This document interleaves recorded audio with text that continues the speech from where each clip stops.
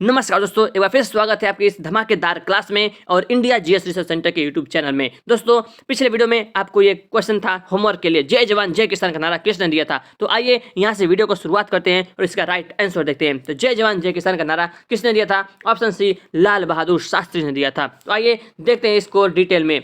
जय जवान जय किसान का नारा भारत के दूसरे प्रधानमंत्री लाल बहादुर शास्त्री द्वारा दिया गया था। इनका कार्यकाल 1964 से 1966 ईस्वी तक रहा था और इनकी मृत्यु इनके कार्यकाल के दौरान ही हो गई थी। इनको 1966 में मरणोपरांत भारत के सर्वोच्च सम्मान जो है भारत रत्न से सम्मानित किया गया था।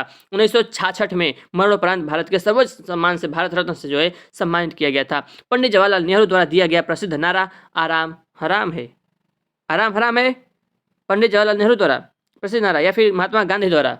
आप बताइए दोस्तों, आराम हराम है किसने कहा था? ठीक है, आइए अगला क्वेश्चन देखते हैं।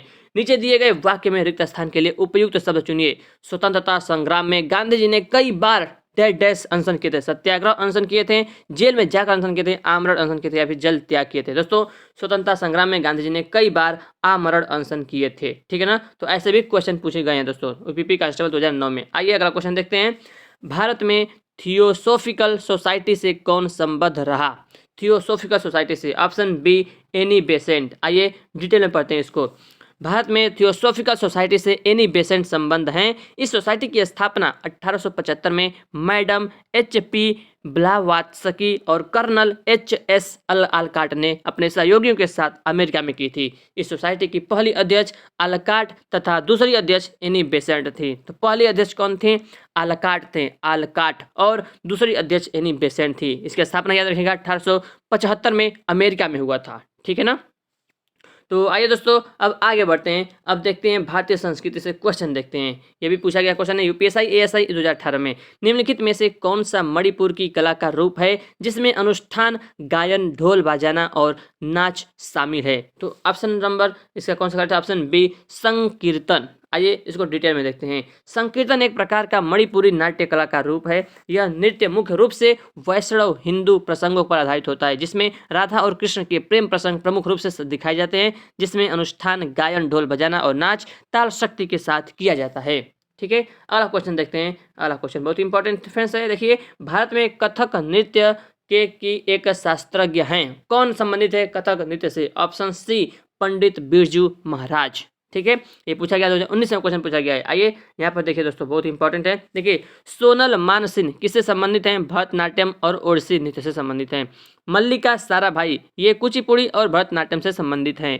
पंडित बिरजू महाराज कथक से, और उदय शंकर आधुनिक नृत्य के जन्मदाता। मोस्ट इंपॉर्टेंट है, आधुनिक नृत्य के जन्मदाता किसको कहा जाता है? उदय शंकर को। ठीक है, अगला क्वेश्चन देखते हैं। क्वेश्चन नंबर 230 है। लक्षद्वीप के लोग मलयालम के अलावा दूसरी कौन सी भाषा बोलते हैं? ये क्वेश्चन तो बहुत ही मोस्ट इंपॉर्टेंट होने वाला है। लक्षद्वीप के लोग मलयालम के अलावा दूसरी कौन सी भाषा बोलते हैं? ऑप्शन बी, महल भाषा बोलते हैं, महल। आइए इसको डिटेल में देखते हैं। लक्षद्वीप भारत का एक केंद्र शासित प्रदेश है। इसकी राजधानी कवरत्ती है। यह अरब सागर में स्थित है। यहाँ के लोग मलयालम भाषा के अलावा महल भाषा बोलते हैं। इन दोनों भाषाओं के अलावा यहाँ के लोग हिंदी, बंगाली, उड़िया, तमिल और उर्दू भाषा का भी प्रयोग करते हैं। ठीक है, आइए अगला क्वेश्चन देखते हैं। ओडिशा से प्रारंभ एक प्राचीन लोक नृत्य है। ओडिशा से तो कौन दोस्तों? Option D, Ghumura, Ghumura. ठीक है, आइए इसको डिटेल में देखते हैं। घुमुरा दोस्तों ओडिशा से प्रारंभ एक प्राचीन लोक नृत्य है।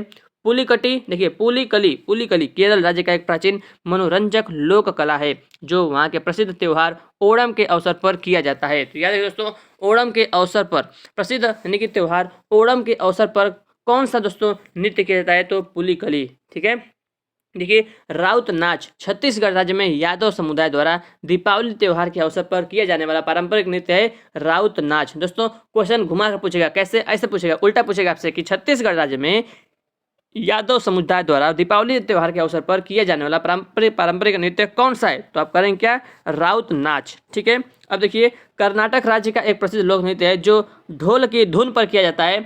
उसका नाम क्या है? डालू कुनीता। डालू कुनीता, याद रखिएगा दोस्तों। ठीक है, आइए आगे बढ़ते हैं अब। बगरू डैश डैश में हाथ की छपाई के प्रसिद्ध केंद्रों में से एक है। कहाँ पर, कौन सा राज्य है दोस्तों? ऑप्शन बी देखिए, राजस्थान। बगरू जो है राजस्थान में हाथ की छपाई के प्रसिद्ध केंद्रों में से एक है। यहाँ पर पढ़ते हैं डिटेल में। बंगरू राजस्थान राज्य के जयपुर जिले में हाथ की छपाई के प्रसिद्ध केंद्रों में से एक है। बंगरू प्राकृतिक रंजक और हैंड ब्लॉक प्रिंटिंग के लिए जाना जाता है। यहाँ पर छिपा समुदाय के लोग जो है कई वर्षों से प्राकृतिक तरीकों से ब्लॉक प्रिंटिंग का कार्य कर रहे हैं। ठीक है, आइए अगला क्वेश्चन देखते हैं। अति महत्वपूर्ण क्वेश्चन दिए गए हैं यहाँ पर, ठीक है ना। देखिए अगला क्वेश्चन, महाराष्ट्र के पोला त्योहार में किस जानवर की पूजा की जाती है? मोस्ट इंपॉर्टेंट है। महाराष्ट्र के पोला त्योहार में किस जानवर की पूजा की जाती है? ऑप्शन बी, वृषभ की पूजा की जाती है। ठीक है, यहाँ पर देख लेते हैं। महाराष्ट्र के पोला त्योहार में वृषभ की पूजा की जाती है। यह मुख्यतः महाराष्ट्र, छत्तीसगढ़, तेलंगाना के उत्तरी क्षेत्र में वहाँ के किसानों द्वारा सावन मास के पिथौरी अमावस्या के दिन मनाया जाता है। इस दिन अपने पुत्रों की दीर्घायु हेतु 64 योगिनी व पशुधन की पूजन किया जाता है। ठीक है, याद रखिएगा वृषभ, ऑप्शन बी। अगला क्वेश्चन देखते हैं। निम्नलिखित में से नृत्य यानी कि नृत्य का कौन सा प्रकार असम से संबंधित है? तो option C Bihu, option C Bihu, ठीक है ना, ऑप्शन सी करेक्ट है। अब देखिए यहाँ पर देख लीजिए, बिहू असम से संबंधित है, नौटंकी उत्तर प्रदेश से संबंधित है, कथकली केरल से संबंधित है और गरबा गुजरात से संबंधित है। ठीक है ना, ये सब आपको याद रखिएगा। ठीक है, अगला क्वेश्चन देखते हैं। मेखला चादर यह किस राज्य की महिलाओं द्वारा पहना जाने वाला पारंपरिक वस्त्र है?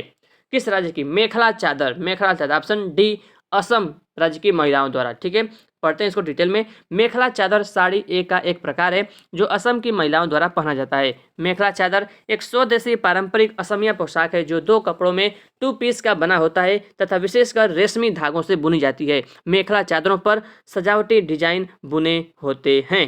याद रखिएगा, मेखला चादर दोस्तों साड़ी का प्रकार है और ये असम राज्य की महिला द्वारा जो है पहना जाने वाला पारंपरिक वस्त्र है। ठीक है, अगला क्वेश्चन देखते हैं। वार्षिक भारतीय शास्त्रीय संगीत समारोह सवाई गंधर्व भीमसेन महोत्सव किस राज्य में आयोजित किया जाता है? ठीक है ना, यानी कि किस शहर में? तो ऑप्शन ए, पुणे में शहर में आयोजित किया जाता है। आइए इसको डिटेल में पढ़ते हैं।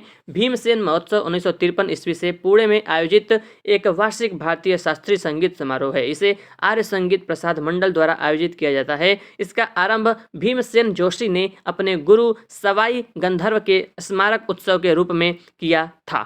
ठीक है फ्रेंड्स, याद रखिएगा ऑप्शन ए पुणे।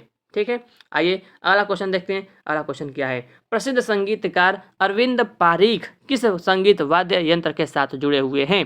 तो अरविंद पारीख किस संगीत से जुड़े हुए हैं दोस्तों? किस संगीत यंत्र वाद्य यंत्र से? ऑप्शन बी, सितार से जुड़े हुए हैं, सितार। ठीक है ना, देखिए यहाँ पर अरविंद पारीख का जन्म 19 अक्टूबर 1927 ईस्वी में अहमदाबाद गुजरात में हुआ था। अरविंद पारीख सितार नामक वाद्य यंत्र से जुड़े प्रसिद्ध संगीतकार हैं, जबकि उस्ताद बिस्मिल्लाह खान प्रसिद्ध शहनाई वादक के रूप में जाने जाते थे। पंडित हरिप्रसाद चौरसिया प्रसिद्ध बांसुरी वादक तथा जाकिर हुसैन तबला वादक के रूप में मशहूर है। ठीक है ना, जाकिर हुसैन तबला वादक के रूप में मशहूर है, याद रखिएगा। ठीक है, अगला क्वेश्चन देखते हैं। चेमांचेरी कुन्ही रमण नायर निम्नलिखित में से किस नृत्य रूप के उल्लेखनीय नर्तक हैं? तो चेमांचेरी कुन्ही रमण, ऑप्शन ए कथकली। ठीक है, देख सकते हैं यहाँ पर चेमांचेरी कुन्ही रमण नायर एक कथकली नृत्य के उल्लेखनीय नर्तक हैं। कथकली मुख्यतः केरल का एक शास्त्रीय नृत्य है। ठीक है ना, अगला क्वेश्चन देखते हैं।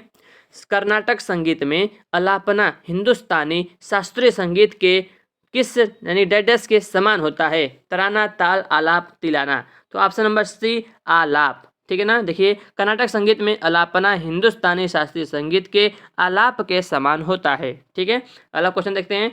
निम्न में से किस रूमानी काव्य लेखक को उनकी कृति मदनाष्टक के लिए जाना जाता है? तो किसको जाना जाता है? यहाँ पर 4 ऑप्शन है, आइए देखते हैं। ऑप्शन ए, रहीम को। डिटेल में पढ़ते हैं इसको। रूमानी लेखक के रूप में प्रसिद्ध रहीम को उनकी कृति मदनाष्टक के लिए जाना जाता है। रहीम का पूरा नाम अब्दुल रहीम खान खाना था। इनका जन्म 17 दिसंबर 1556 में लाहौर में हुआ था। ये मुगल बादशाह अकबर के संरक्षण में थे। रहीम के ग्रंथों में रहीम दोहावली, बरवै, मदनाष्टक, राग पंचाध्यायी, नगर शोभा, नायिका भेद आदि प्रमुख हैं। ठीक है, आगे फ्रेंड्स अगला क्वेश्चन देखते हैं। ये क्वेश्चन दोस्तों आपके लिए होमवर्क का क्वेश्चन रहेगा। प्राचीन गणित पुस्तक गणित सार संग्रह डैश द्वारा किस लिखी गई थी, यानी किसके द्वारा लिखी गई थी? भास्कराचार्य, महावीराचार्य, आर्यभट्ट, या फिर ऑप्शन डी ब्रह्मगुप्त के द्वारा। तो याद रखिएगा, यानी कि इसका राइट आंसर बताइएगा आप। प्राचीन गणित पुस्तक गणित सार संग्रह किसके द्वारा लिखी गई थी? ठीक है, तो यह आपके लिए होमवर्क का क्वेश्चन है दोस्तों। तो अगर आपको ये वीडियो, अगर आपको ये क्वेश्चन पसंद आ रहे हैं दोस्तों, तो इस वीडियो को लाइक करिएगा और अपने चैनल पर नए हैं तो चैनल को सब्सक्राइब कर लीजिएगा, कहीं ऐसी धमाकेदार वीडियोज आपके लिए मतलब लेकर आऊँगा। ठीक है ना? तो फ्रेंड्स, मिलते हैं आपसे नेक्स्ट वीडियो में, तब तक के लिए जय हिंद, जय भारत, शब खैर, वंदे मातरम।